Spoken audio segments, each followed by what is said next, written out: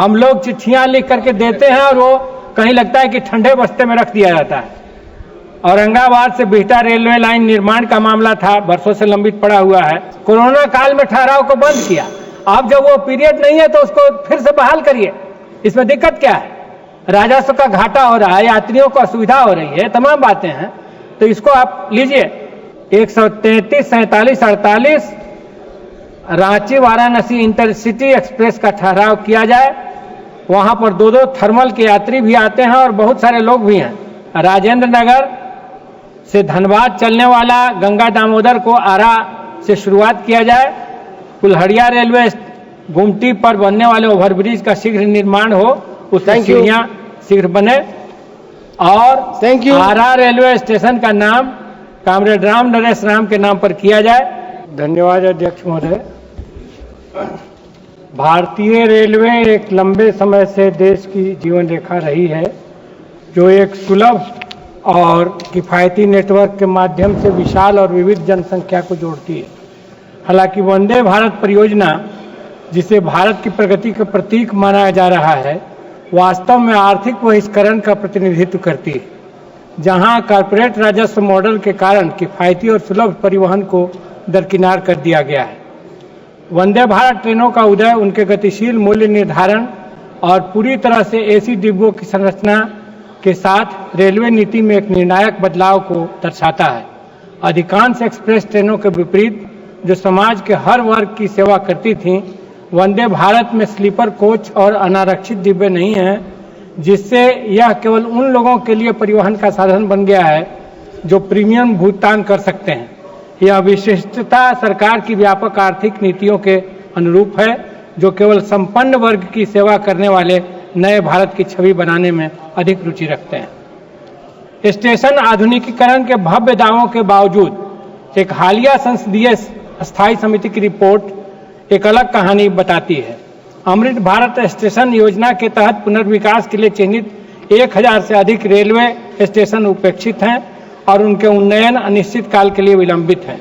पूंजीगत व्यय को रेल पटरियों के विस्तार, रोलिंग स्टॉक की खरीद और सिग्नलिंग उन्नयन में लगाया जा रहा है, लेकिन क्रियान्वयन की गति बहुत असंतोषजनक है। वास्तविकता यह है कि सरकार आधुनिकीकरण का दावा करती है, लेकिन रोजमर्रा के रेलवे यात्रियों के लिए आवश्यक बुनियादी ढांचा अभी भी गंभीर रूप से अपर्याप्त है। शायद सबसे महत्वपूर्ण मुद्दा स्लीपर श्रेणी सेवाओं का धीरे धीरे समाप्त होना है। असमानता की स्थिति रिपोर्ट 2022 के अनुसार देश की 40% आबादी प्रति माह 20,000 से 30,000 के बीच कमाती है। फिर भी रेलवे नीतियां केवल उच्च वर्ग आय वर्ग को ध्यान में रखकर बनाई जा रही हैं। दिल्ली से पटना आने वाले 4 सदस्यों वाले परिवार के लिए, जो पहले एक सस्ती यात्रा थी, अब आर्थिक बोझ बन गई है। बढ़ते किराए और मुद्रास्फीति के कारण कई यात्रियों को या तो महंगे यात्रा विकल्प अपनाने पड़ते हैं या अपनी यात्राओं को स्थगित करना पड़ रहा है। विडंबना यह है कि ये नागरिक जो अप्रत्यक्ष करों का भुगतान करते हैं, उसी सार्वजनिक सेवा का उपयोग करने में असमर्थ हो जाते हैं जिसे वे वित्त पोषित करने में योगदान देते हैं। भारतीय रेलवे को एक लाभ संचालित इकाई में बदलने की यह प्रक्रिया इसकी राजस्व लक्ष्यों में भी स्पष्ट है। 2024-25 के लिए रेलवे का यात्री राजस्व 92,800 करोड़ रुपया आंका गया है, जो पिछले वर्ष की तुलना में 16% की तेज वृद्धि है। किराए को नियंत्रित रखने के बजाय सरकार इन वित्तीय लक्ष्यों को पूरा करने के लिए यात्री और माल यातायात दोनों में वृद्धि पर निर्भर कर रही है। हालांकि यह स्पष्ट नहीं है कि नई ट्रेन की शुरुआत में एसी और गैर एसी डिब्बों के बीच संतुलन बनाए रखा जाएगा या नहीं।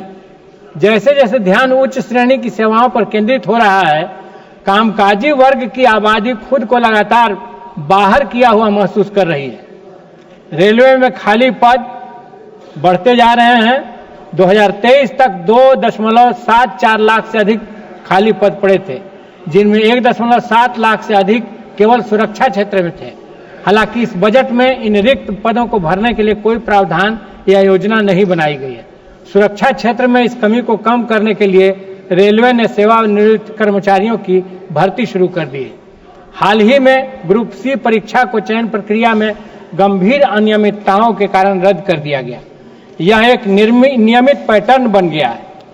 पहले तो भर्ती प्रक्रिया में देर होती है और जब भर्ती शुरू होती है तो पेपर लीक और भ्रष्टाचार के कारण समय पर नियुक्तियां नहीं हो पाती, जिससे भारी स्टाफ संकट उत्पन्न हो जाता है। हाल ही की घटना इसका सबसे अच्छा उदाहरण है। रिक्त पदों पर भर्ती न करने से मौजूदा कर्मचारियों पर अतिरिक्त दबाव बढ़ रहा है, जिससे कार्य से जुड़ा तनाव बढ़ रहा है और रेलवे के कर्मचारियों एवं अधिकारियों के स्वास्थ्य पर नकारात्मक प्रभाव पड़ रहा है। रेलवे 50 नई नमो भारत ट्रेनों की शुरुआत करेगी, जो 100-200 किलोमीटर की दूरी पर स्थित शहरों को जोड़ेंगे। इनमें 16 डब्बे होंगे, एसी गैर एसी दोनों। इसके अलावा 100 अमृत भारत ट्रेनें गैर एसी शुरू की जाएंगी, जो सस्ती और सुलभ यात्रा के विकल्प प्रदान करेंगी। साथ ही 200 वंदे भारत ट्रेनों की शुरुआत भी की जाएगी, जिससे उच्च गति यात्रा नेटवर्क को और मजबूत किया जाएगा। हालांकि रेलवे के बुनियादी ढांचे की क्षमता बढ़ाने, गति बढ़ाने और मौजूदा ट्रेनों की सुविधाओं में सुधार करने की कोई योजना नहीं है। वंदे भारत पर यह अत्यधिक ध्यान एक अलग श्रेणी की रेल प्रणाली बना रहा है, जो अन्य ट्रेनों की कीमत पर चलाई जा रही है, जिन्हें वंदे भारत ट्रेनों को दी जाने वाली प्राथमिकता के कारण देरी का सामना करना पड़ रहा है। महोदय, कुछ क्षेत्र से संबंधित मांगे हैं जिनको मैं रखना चाहूंगा आपके सामने। यहाँ पहले भी इन मांगों को उठाया गया है, लेकिन इस पर ध्यान दिया जाना चाहिए। हम लोग चिट्ठियां लिख करके देते हैं और वो कहीं लगता है कि ठंडे बस्ते में रख दिया जाता है। औरंगाबाद से बिहटा रेलवे लाइन निर्माण का मामला था, वर्षों से लंबित पड़ा हुआ है।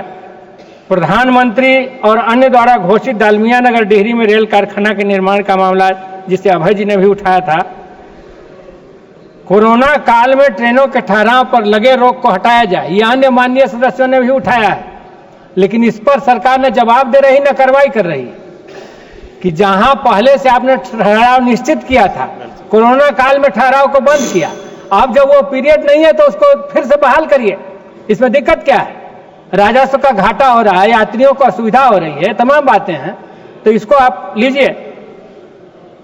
इसी तरह से कुछ शहरों का, डिहरी शहर में ऐतिहासिक महत्व और फुटफॉल के आधार पर 11, 114, 27, 28, 129, 37, 38, 113, 57, 58 इन ट्रेनों का ठहराव किया जाए। अकोढ़ा स्टेशन पर स्थानीय बढ़ी आबादी का आवागमन और एनटीपीसी थर्मलों की वजह से 133, 47, 48 रांची वाराणसी इंटरसिटी एक्सप्रेस का ठहराव किया जाए। वहां पर 2-2 थर्मल के यात्री भी आते हैं और बहुत सारे लोग भी हैं। यहां पर लगातार आंदोलन जारी है। अनुग्रह नारायण रोड स्टेशन पर 21,893 वंदे भारत, 123, 89, 90 गया चेन्नई एक्सप्रेस का ठहराव हो। औरंगाबाद जिले का स्टेशन, यहाँ अरवल जिला, पलामू जिला तक के लोग ट्रेन पकड़ने आते हैं। तो 1 minute sir, please conclude. Yes, Mundeshwari railway line का तत्काल निर्माण कार्य तथा आरा सासाराम रेलवे लाइन के निर्माण किया जाए। राजेंद्र नगर से धनबाद चलने वाला गंगा दामोदर को आरा से शुरुआत किया जाए। कुल्हड़िया रेलवे गुमटी पर बनने वाले ओवरब्रिज का शीघ्र निर्माण हो, उसकी सीढ़ियां शीघ्र बने। और आरा रेलवे स्टेशन का नाम कामरेड राम नरेश राम के नाम पर किया जाए। इन मांगों के साथ मैं अपनी बात समाप्त करता हूं।